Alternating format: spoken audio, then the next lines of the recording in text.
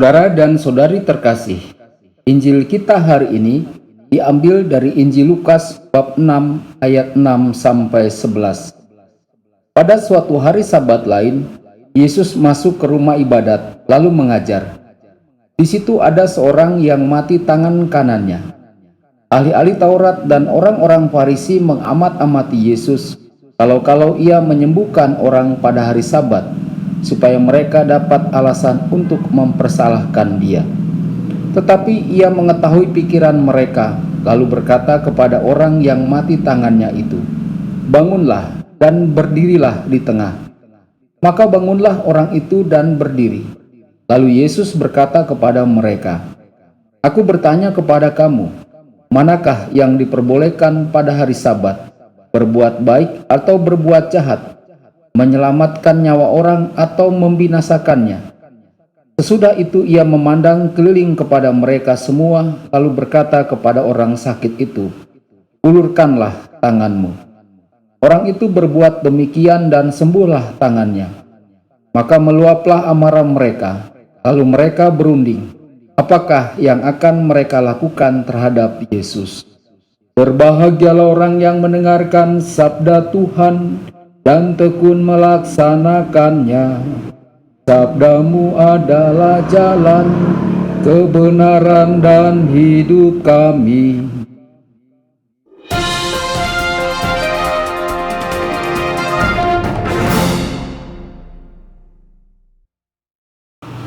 Saudara dan saudari terkasih dimanapun Anda berada, jumpa lagi dengan saya Romo Tedens dalam saluran Warta Kabar Sukacita.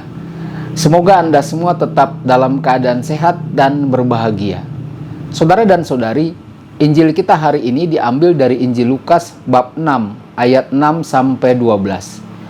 Bagian Injil hari ini menyajikan Yesus yang menyembuhkan seorang yang mati tangan kanannya.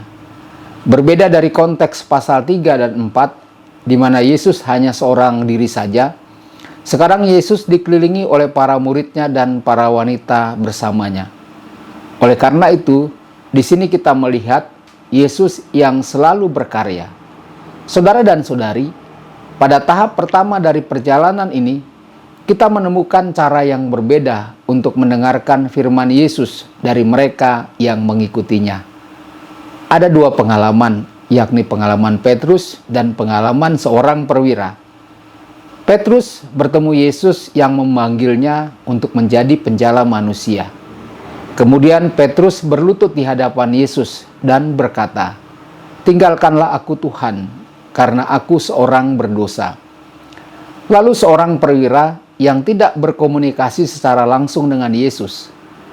Perwira ini telah mendengar banyak orang berbicara tentang Yesus, dan perwira ini meminta sesuatu bukan untuk dirinya sendiri, tetapi untuk hambanya.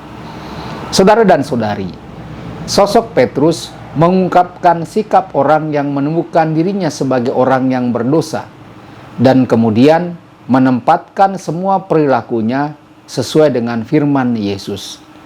Seorang perwira menunjuk kepada kita bagaimana cara belajar mendengarkan Allah.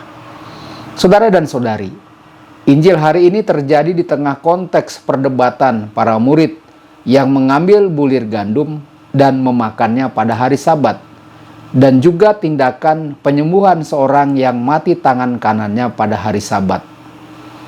Melanjutkan Injil hari ini, kita bertanya kepada diri kita sendiri, apa arti mati tangan kanannya?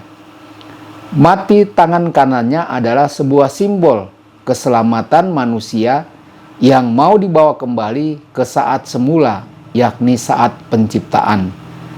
Tangan kanan mengartikan perbuatan manusia. Yesus kemudian membawa kita pada perihal penyembuhan yang dilakukannya pada hari Sabat. Mengapa hari Sabat?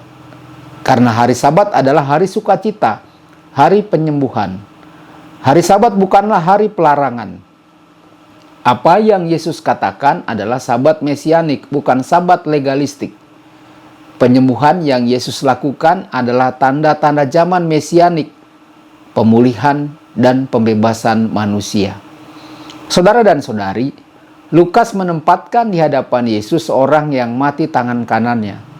Tidak ada orang yang meminta penyembuhan dari Yesus, apalagi dari yang bersangkutan.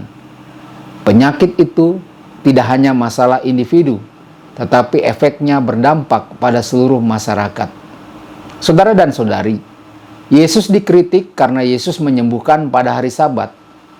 Perbedaan dengan orang Farisi adalah mereka bertindak atas dasar hukum, bukan atas dasar kasih, yang merupakan esensi dari hukum Sabat. Yesus kemudian melemparkan pertanyaan, apakah yang diperbolehkan pada hari Sabat? Berbuat baik atau berbuat jahat? Menyelamatkan nyawa orang atau membinasakannya? Saudara dan saudari, mari kita bayangkan kesulitan yang dialami oleh orang Farisi. Orang Farisi merasa terprovokasi dengan pernyataan Yesus, dan ini menyebabkan muncul sikap agresivitas di dalam diri mereka. Tetapi jelas bahwa niat Yesus menyembuhkan pada hari Sabat adalah untuk keselamatan manusia, dan utamanya untuk keselamatan orang yang sakit. Motivasi kasih inilah mengundang kita untuk merenungkan perilaku kita dan untuk menemukannya pada diri Yesus yang menyelamatkan. Saudara dan saudari, Yesus tidak hanya menyembuhkan orang yang sakit, tetapi juga Yesus menyembuhkan musuh-musuhnya. Menyembuhkan mereka dari sikap taat buta terhadap Sabat dengan tidak peduli pada penderitaan orang lain. Saudara dan saudari, menurut penginjil, tujuan Sabat adalah untuk melakukan yang baik, untuk menyelamatkan manusia seperti yang telah Yesus lakukan selama hidupnya. Pertanyaan refleksi bagi kita, apakah kita terlibat dalam firman Allah? Bagaimana kita berkomitmen dalam pelayanan kita terhadap kehidupan? Pada saat kita dihadapkan dua pilihan, yakni membantu orang lain di satu sisi dan di lain sisi mentaati peraturan, manakah yang kita pilih? Tuhan memberkati Anda semua. Sabda Allah adalah kebenaran. Sabda Allah adalah kehidupan. Mari kita mencintainya, mari kita menghayatinya. Ya Tuhan yang ku muliakan,